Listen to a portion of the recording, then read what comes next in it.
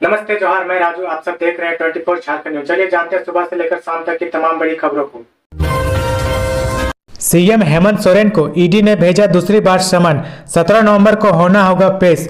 प्रवर्तन निदेशालय ने अवैध खनन मामले में पूछताछ के लिए झारखंड के मुख्यमंत्री हेमंत सोरेन को एक बार फिर समन भेजा है। इस बार 17 नवंबर 2022 को रांची के ईडी ऑफिस में पेश होने को कहा गया है। बता दें कि इससे पूर्व ईडी ने सीएम को समन भेजकर 3 नवंबर 2022 को पेश होने को कहा था, लेकिन हेमंत सोरेन ने 15 नवंबर तक अपने व्यस्त कार्यक्रम और विधि विशेषज्ञों से राय लेने का हवाला देते हुए 3 हफ्ते का समय मांगा था।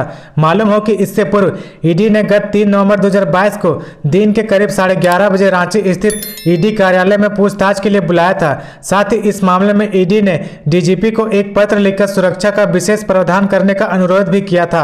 ईडी द्वारा सीएम को पूछताछ के लिए समन जारी करने का मुख्य कारण उनके विधायक प्रतिनिधि पंकज मिश्रा द्वारा अवैध खनन में शामिल होने और 42 करोड़ रुपए से अधिक की संपत्ति अर्जित करने के अलावा अन्य मामले शामिल हैं। मुख्यमंत्री आवास में शाम 4 बजे यूपीए विधायक दल की बैठक में विशेष सत्र को लेकर बनेगी रणनीति। झारखंड विधानसभा का विशेष सत्र 11 नवंबर को आयोजित किया गया है। दरअसल इसे विस्तृत सत्र कहना ज्यादा सही होगा, क्योंकि मानसून सत्र का विधिवत समापन नहीं हुआ था बल्कि स्थगित किया गया था। विशेष सत्र में सरकार स्थानीयता तथा आरक्षण विधेयक पेश करने की तैयारी में है। ऐसे में सत्ता पक्ष और विपक्ष कल होने वाले विशेष सत्र के लिए रणनीति बनाने में जुट गया है। जहां स्थित बीजेपी प्रदेश कार्यालय में विधायक दल की बैठक बुलाई गई है। वहीं यूपीए के विधायक मुख्यमंत्री आवास में जुटेंगे। कांग्रेस विधायक दल के नेता और संसदीय कार्य मंत्री आलमगीर आलम ने बताया कि शाम 4 बजे से कांके स्थित मुख्यमंत्री आवास में यूपीए विधायक दल की बैठक होगी। पेट्रोल बन गया है बदले का नया हथियार। झारखंड में 3 महीनों में दर्ज हुई 8 वारदात। झारखंड में बीते 5 सालों में एसिड अटैक की 3 घटनाएं हुई। इस पर विराम लगने के बाद अब पेट्रोल छिड़ककर जिंदा जलाने व उसके प्रयास की वारदातें बढ़ती जा रही है। नेशनल क्राइम रिकॉर्ड ब्यूरो के अनुसार पिछले 5 सालों में झारखंड में एसिड अटैक के 3 केस दर्ज किए गए हैं, जबकि पेट्रोल हमले के आंकड़े को जुटाए गए तो 3 महीनों में 8 केस सामने आए हैं। ये मामले पुलिस के रिकॉर्ड में ज्यादा केस भी हो सकते हैं। झारखंड में पहली बार 67 दिन में दूसरी बार 11 नवंबर को एक दिन का विशेष सत्र बुलाएगी। हेमंत सोरेन सरकार एक साथ 2 सियासी दांव खेलने जा रही है। सरकार ने 11 नवंबर को झारखंड विधानसभा का एक दिन का सत्र बुलाया है। इसमें 1932 के खतियान के आधार पर स्थानीयता नीति और ओबीसी को 27% आरक्षण देने से संबंधित विधेयक पास कराएगी। राजनीति के जानकारों का मानना है कि ये दोनों विधेयक गेम चेंजर साबित होंगे। कैबिनेट की बैठक में इस मुद्दे पर पहले ही मंजूरी दी जा चुकी है। अब गुरुवार को होने वाली कैबिनेट की बैठक में 1932 के खतियान के आधार पर स्थानीय नीति में छूट रहे लोगों के लिए कुछ संशोधन भी किया जा सकता है। मतदाता सूची विशेष संक्षिप्त पुनरीक्षण कार्यक्रम में 12, 13, 19 और 20 नवंबर को मतदान केंद्रों पर वोटर आईडी बनाने का दे सकते हैं आवेदन।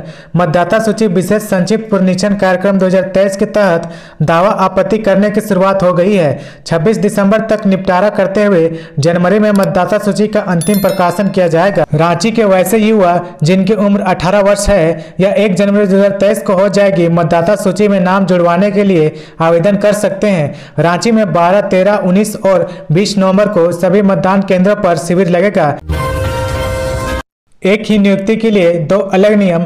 अल्पसंख्यक स्कूलों में शिक्षक भर्ती प्रक्रिया से कंफ्यूज है अभ्यर्थी। राज्य में पाकुड़ पूर्वी सिंहभूम के अल्पसंख्यक विद्यालय में सहायक आचार्य की नियुक्ति के लिए विज्ञापन निकाला गया है। इसमें 5,200 से 20,200 का वेतनमान और 2,400 का ग्रेड पे दिए जाने की बात है। इसमें आवेदन करने वाले अभ्यर्थियों के लिए झारखंड शिक्षक पात्रता परीक्षा पास करना अनिवार्य रखा गया है। वहीं पश्चिमी सिंहभूम के अल्पसंख्यक स्कूल में जारी किए गए विज्ञापन में टेट की अनिवार्यता नहीं रखी गई है। यहां सिर्फ प्रशिक्षित अभ्यर्थी नियुक्ति प्रक्रिया में शामिल हो रहे हैं। ऐसे में 2 तरह के प्रावधान होने से अभ्यर्थियों में असमंजस की स्थिति बन गई है।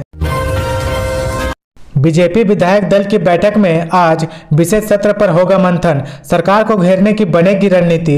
आज बीजेपी विधायक दल की बैठक होगी। हरमू स्थित प्रदेश बीजेपी कार्यालय में होने वाली इस बैठक में प्रदेश अध्यक्ष दीपक प्रकाश और विधायक दल के नेता बाबूलाल मरांडी सहित कई अन्य शीर्ष नेताओं तथा सभी विधायकों के शामिल होने की उम्मीद है। बीजेपी विधायक दल की बैठक में 11 नवंबर यानी कल होने वाले झारखंड विधानसभा के विशेष सत्र को लेकर चर्चा होगी।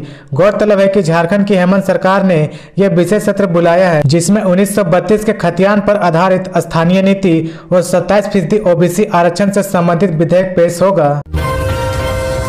ईडी ऑफिस पहुंचे व्यवसायी विष्णु अग्रवाल। सेना की जमीन की खरीद बिक्री मामले में हुई पूछताछ। सेना की जमीन की खरीद बिक्री के मामले में बिल्डर सह व्यवसायी विष्णु अग्रवाल बुधवार को दिन के करीब 11 बजे हिनू स्थित ईडी कार्यालय पहुंचे। इसके बाद ईडी के अधिकारियों ने उनसे पूछताछ शुरू की, जो देर शाम तक हुई। ईडी ने पूछताछ के पहले दिन विष्णु अग्रवाल से उनके व्यापारिक गतिविधियों की जानकारी मांगी है, साथ ही परिवार के सदस्यों के नाम अर्जित संपत्ति की जानकारी ली है। उल्लेखनीय है कि 4 नवंबर को ईडी ने अवैध तरीके से सेना की जमीन खरीद बिक्री में व्यवसायी विष्णु अग्रवाल को कोलकाता के व्यापारी अमित अग्रवाल सहित अन्य के कुल 12 ठिकानों पर छापा मारा था।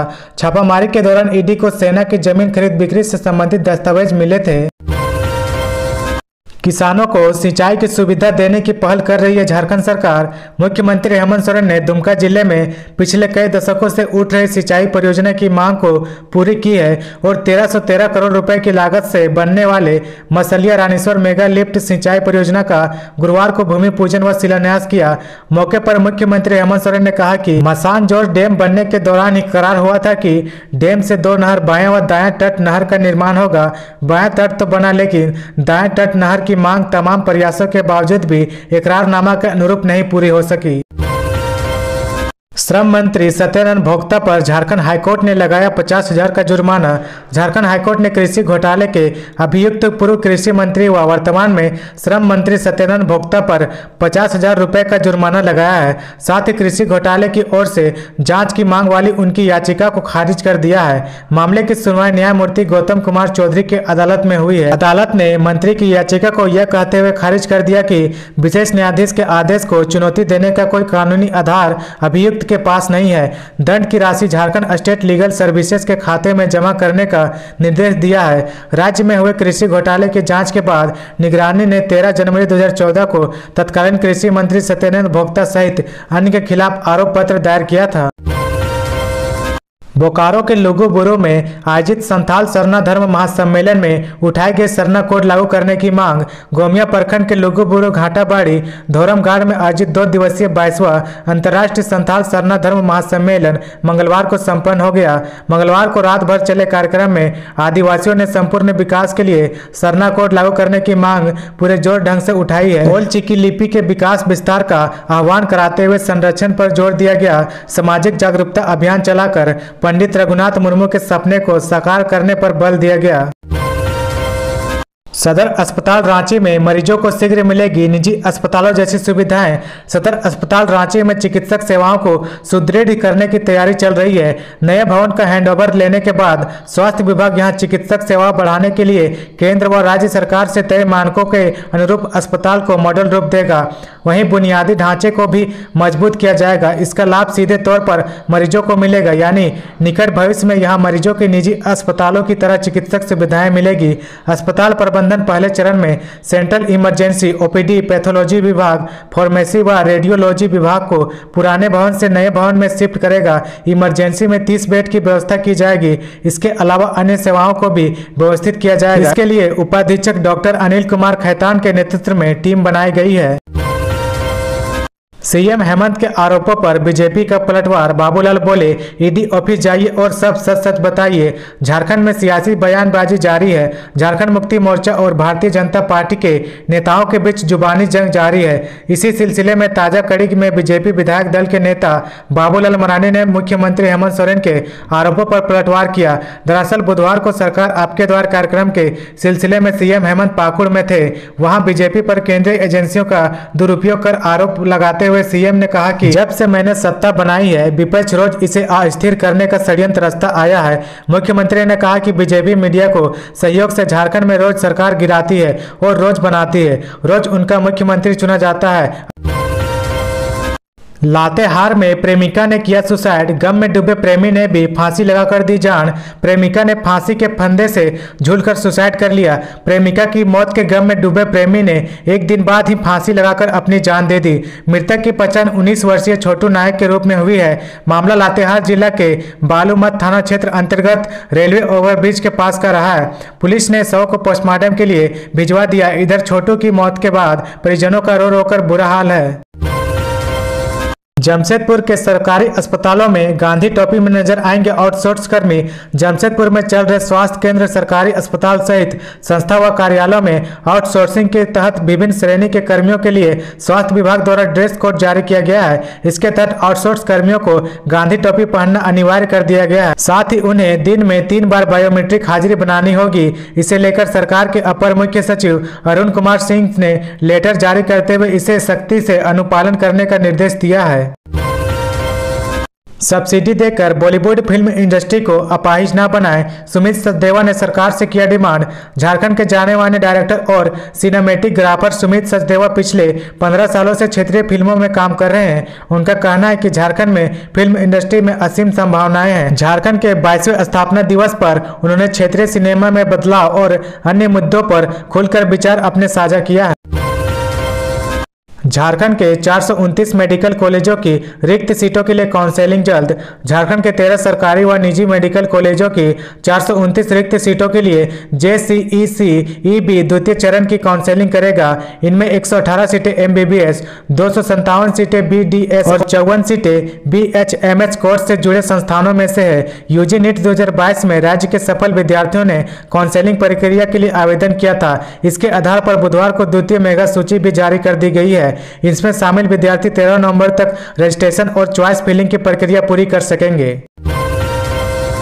झारखंड में एक माह में 3 करोड़ ब्लॉक से उत्पादन शुरू होंगे, बढ़ेंगे रोजगार के अवसर और राजस्व। एक माह में झारखंड के 3 कोयला खदानों से कोयला का उत्पादन शुरू हो जाएगा। खान विभाग द्वारा आकलन किया गया है कि तीनों कोल ब्लॉक से उत्पादन आरंभ होने से राज्य को करीब 1500 करोड़ रुपए से अतिरिक्त राजस्व का लाभ होगा। विभाग द्वारा तीनों कोयला खदानों के उत्पादन की मॉनिटरिंग की जा रही है ताकि जल्द से जल्द उत्पादन हो सके। बताया गया कि NTPC ने चट्टी बरियातू कोयला खदान से 29 सितंबर को पहली बार कोयला निकाला गया, पर कमर्शियल डिस्पैच लायक कोयला नहीं निकला। अब अगले माह से कोयले का डिस्पैच भी आरंभ हो जाएगा। इसके साथ ही राज्य सरकार द्वारा इस कोयले का रॉयल्टी भी आरंभ हो जाएगी। योग गुरु बाबा रामदेव ने की CM हेमंत की तारीफ। बीजेपी से टकराव के सवाल पर साधी चुप्पी। झारखंड की राजधानी रांची पहुंचे योग गुरु बाबा रामदेव ने मुख्यमंत्री हेमंत सोरेन की तारीफ की। बाबा रामदेव ने कहा कि CM हेमंत सोरेन अच्छा काम कर रहे हैं। हालांकि राज्य के ताजा सियासी हालात पर कुछ भी कहने से उन्होंने इनकार कर दिया। दरअसल रांची एयरपोर्ट पर जब पत्रकारों से बाबा रामदेव ने पूछा कि क्या बीजेपी राज्य सरकार को परेशान कर रही है, तो योग गुरु ने कहा कि ये राजनीतिक विषय है। गौरतलब है कि बाबा रामदेव को बीजेपी की तरफ झुकाव रखने वाले शख्स के तौर पर जाना जाता है। सीमा पात्रा को मिली जमानत, नौकरानी के दांत तोड़े और जलाया, इसके बावजूद जीप से साफ करवाई थी टॉयलेट। घरेलू नौकरानी सुनीता खाखा के साथ प्रताड़ना के आरोप में जेल में बंद सेवानिवृत्त IAS अधिकारी की पत्नी सीमा पात्रा के अदालत ने राहत प्रदान की है। ST-SC मामले के विशेष न्यायाधीश की अदालत ने जमानत की सुविधा प्रदान की है। अदालत ने 5 नवंबर को जमानत अर्जी पर सुनवाई पश्चात आदेश सुनिश्चित रख लिया था। बुधवार को अदालत ने अपना सुनिश्चित आदेश सुनाई। उन्होंने 26 सितंबर को जमानत अर्जी दाखिल की थी। झारखंड स्थापना दिवस पर रखी जाएगी संस्कृत स्कूल की आधारशिला, मिलेगी 64 स्कूलों की सौगात। राज्य के स्थापना दिवस के अवसर पर 248.42 करोड़ की लागत से बने स्कूल भवन व छात्रावास का उद्घाटन होगा। इसके साथ 73 करोड़ की लागत से बनने वाले पुस्तकालय व स्कूल भवन का शिलान्यास भी किया जाएगा। 15 नवंबर को 80 उत्कृष्ट विद्यालयों में से 40 विद्यालय भवनों का उद्घाटन किया जाएगा।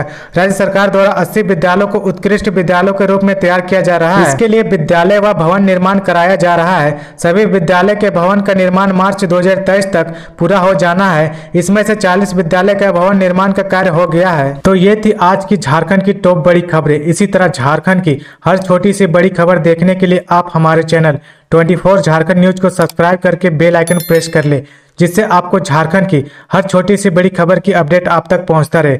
तो आज के लिए बस इतना ही। हमें दीजिए इजाजत, फिर मिलते हैं नेक्स्ट न्यूज में।